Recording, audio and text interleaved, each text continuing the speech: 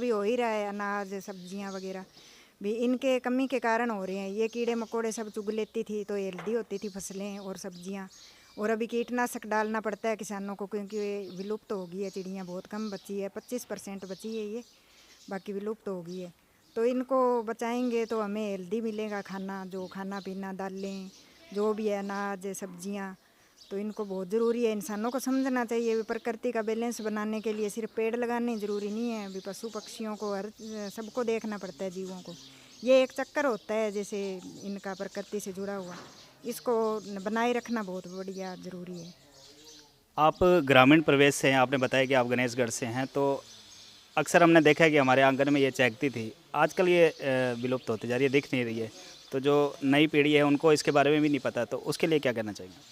मैं तो यही कहना चाहती हूँ भी जैसे स्कूलों में टीचर हो गए या घर में माँ बाप होते हैं तो उनको जैसे बताना चाहिए बच्चों को, हर चीज़ ऐसी चीज़ें नॉलेज में लाना चाहिए जो भी ज़रूरी है। प्रकृति ये इनका ज्ञान बहुत कम है बच्चों को।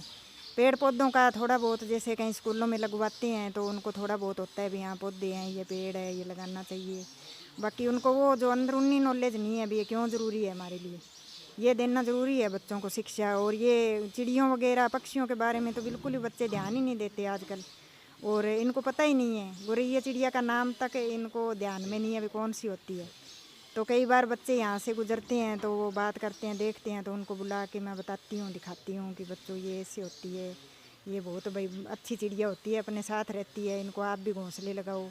तो उनको बच्चों को सबसे ज़्यादा आने वाली पीढ़ी को प्रेरणा देने की ज़रूरत है। इस परिवार के एक मुख्य सदस्य भी हमारे साथ मौजूद है, दीवानचंद जी की जो बेटी हैं, और इनका काफ़ी योगदान जो है इन गौरैया के लिए समर्पित है। तो ये बच्चे प्रजनन की जो समय होता है या फिर इनके जो फूड है या फिर इनके कोई बीमारी हो जाती है तो ये उनका पूरा ध्यान रखती है।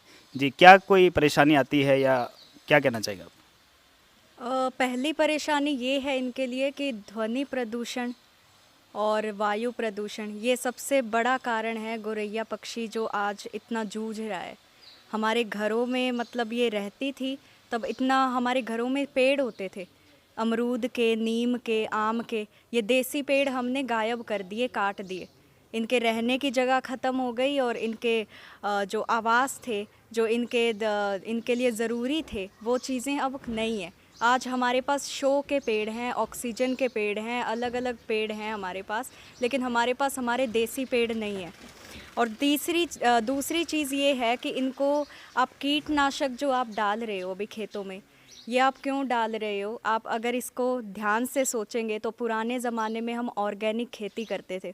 वहाँ ऑर्गेनिक खेती जब हम करते थे तो गौरैया पक्षी जो हैं वो बड़ी तादाद में होते थे। वो अपने आप कीट पतंगे सब कुछ खा लेते थे और उनका भी अच्छे से जीवन चलता था और हमारा भी। हम धीमा जहर नहीं खाते थे, हम कीटनाशक हम नहीं खाते थे। अब गौरैया की संख्या जैसे जैसे कम हुई हमने कीटनाशक बढ़ा दिए खेतों में, और अब हम लोग कीटनाशक खा रहे हैं, हम धीमा जहर खा रहे हैं।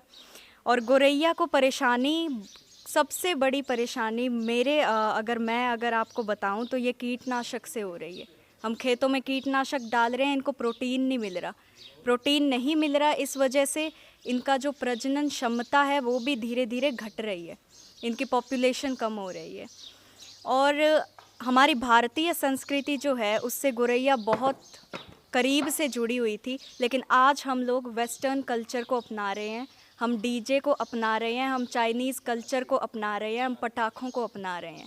हम अपनी भारतीय संस्कृति को भूल गए हैं, जहां हमारी दादी नानी एक स्वस्थ जीवन हमें जीने के लिए एक शिक्षा देती थी। उस ज़माने में गौरैया भी थी हमारे साथ और हम लोग साथ में रहते थे, स्वस्थ रहते थे और सुखी रहते थे।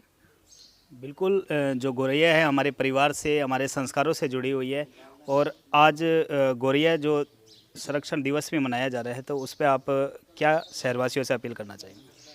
मैं अभी पूरे गंगानगर शहर को यही अपील करना चाहूँगी कि आप सबसे पहले पटाखे और डीजे कल्चर से थोड़ा दूर होकर प्रकृति की ओर लौटें, क्योंकि हमारा श्री गंगानगर आज इतना प्रदूषित हो चुका है कि यहाँ पर प्रवासी पक्षी भी रहना पसंद नहीं कर रहे हैं।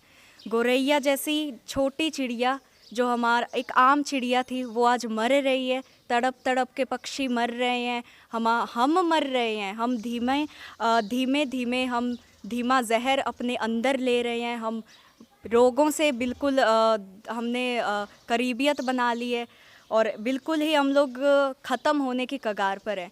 तो हमें प्रकृति की ओर लौटना है। हमें अगर पक्षियों को बचाने के लिए बहुत ज़्यादा नहीं, आप सिर्फ अपने घर में 2 घोंसले लगाएं, एक पेड़ लगाएं और कुछ मिट्टी के बर्तन में दाना पानी रखें, तो इतना बहुत है इन छोटे पक्षियों को बचाने के लिए। अगर हर घर में ऐसा होगा तो ये पक्षी बच जाएंगे।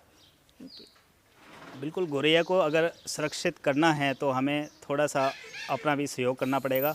और गर्मियाँ आने वाली है तो AM न्यूज़ भी आप सभी से अपील करता है कि आप इनके लिए पानी की व्यवस्था करें, दाने की व्यवस्था करें, हो सके तो इनके लिए जो लकड़ी के निवास बनते हैं उनकी व्यवस्था करें।